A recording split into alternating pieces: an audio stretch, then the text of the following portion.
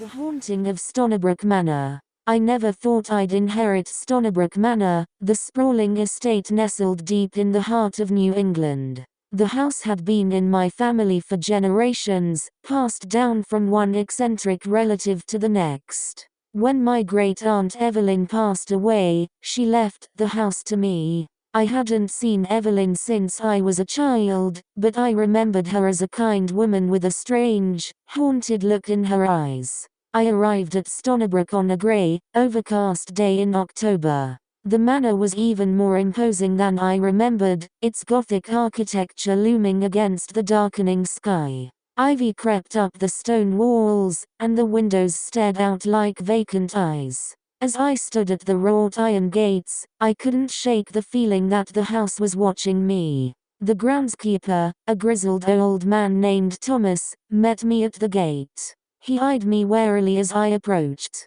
"You're Evelyn's niece?" then he asked in a gravelly voice. "Yes," I replied. "I'm Alice.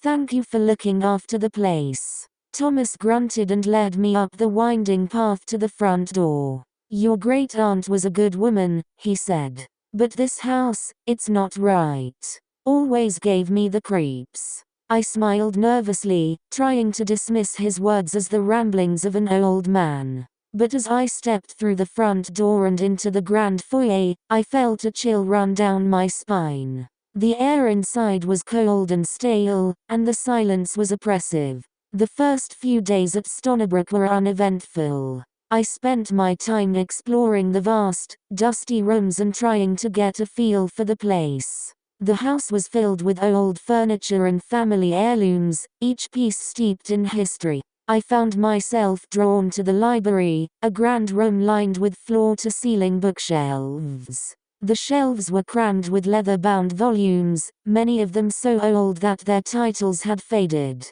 One evening, as I was perusing the library, I came across a small, ornate box. Inside was a bundle of letters, tied together with a faded ribbon. The letters were written in an elegant script, and as I read through them, I realized they were from my great-aunt Evelyn to her sister, my grandmother. The letters detailed Evelyn's life at Stonnybrook, and the more I read, the more unsettled I became. Evelyn wrote of strange occurrences, unexplained noises in the night, objects moving on their own, and the feeling of being watched. She mentioned seeing shadowy figures out of the corner of her eye and hearing whispers that seemed to come from nowhere. The letters grew increasingly frantic, and I could sense her mounting fear. One letter in particular caught my attention. Dated just a few weeks before her death, Evelyn wrote about a dark presence that she felt in the house.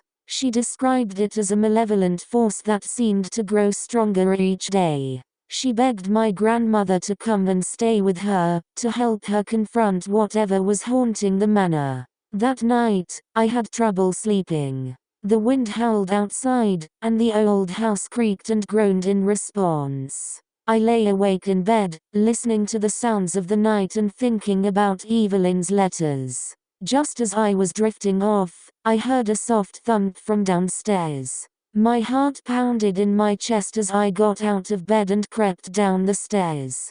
The house was dark and silent, but as I reached the bottom of the staircase, I saw a faint light coming from the library. I hesitated for a moment before pushing open the door. The room was empty, but the small, ornate box was open on the desk, the letters scattered across the surface. A chill ran down my spine as I realized that someone, or something, had been in the room.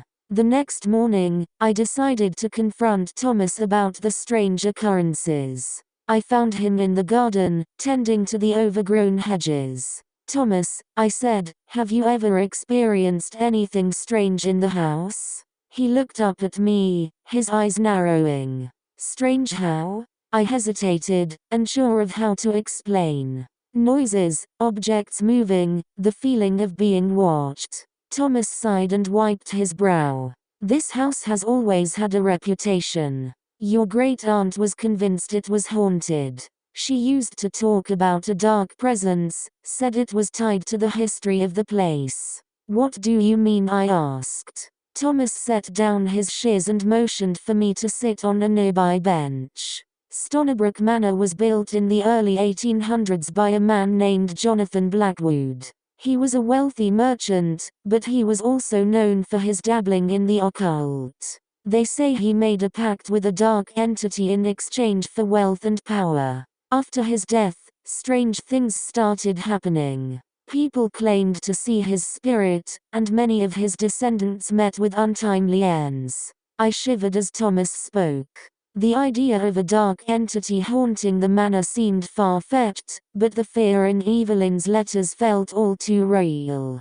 That night, I decided to do some research. I pored over the books in the library, searching for any mention of Jonathan Blackwood and his occult practices. As I delved deeper into the history of the house, I began to piece together a disturbing pattern. Each generation of the Blackwood family had experienced strange and often tragic events. Several family members had gone mad, others had disappeared without a trace, and some had met violent ends. It was as though the house itself was cursed. One evening, as I was reading a particularly old and dusty tome, I heard a soft rustling sound. I looked up to see the pages of the book turning on their own. My heart raced as I watched, frozen in place. The pages stopped on a chapter titled The Blackwood Pact. With trembling hands, I began to read. The chapter detailed Jonathan Blackwood's descent into the occult.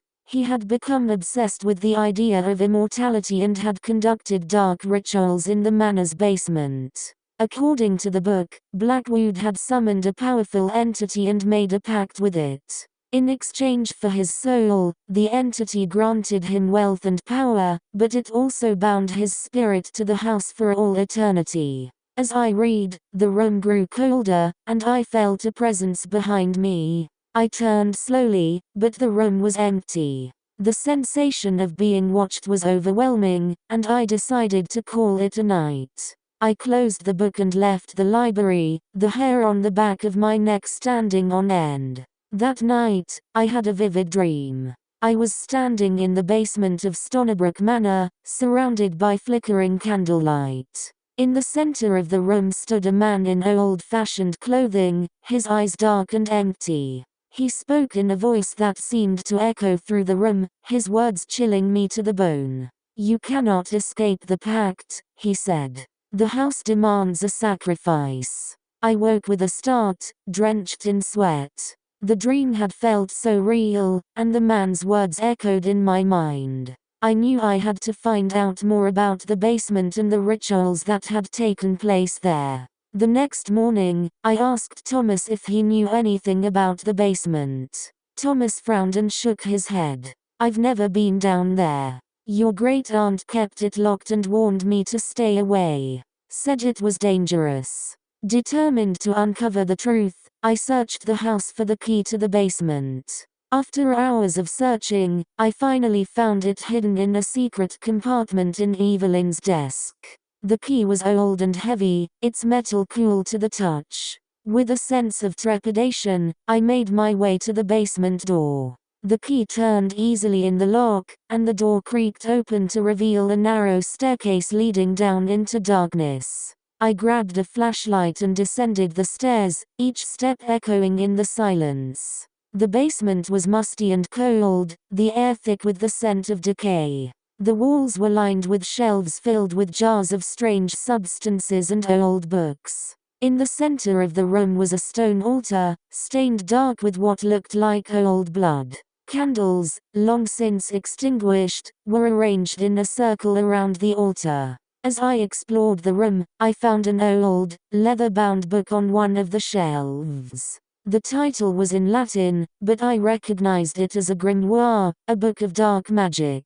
The pages were filled with detailed instructions for summoning and binding spirits, and as I read, I realized that Jonathan Blackwood had used this very book to summon the dark entity. Suddenly, the air grew colder, and I felt a presence behind me. I turned slowly to see a shadowy figure standing in the corner of the room. Its eyes glowed with an eerie light, and I could feel its malevolent intent. My heart pounded in my chest as the figure moved closer, its form shifting and changing. I backed away, my flashlight flickering as the figure approached. Just as it reached out a hand towards me, the flashlight went out, plunging the room into darkness. I stumbled up the stairs, my breath coming in ragged gasps. When I reached the top, I slammed the door shut and locked it, my hands shaking. I knew then that the house was truly haunted, and that the dark presence was growing stronger.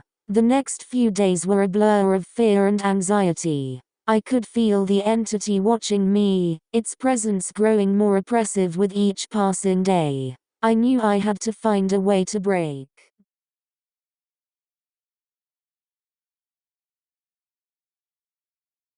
Share your thoughts below, don't forget to like and subscribe, and you can check out more videos like these, right now.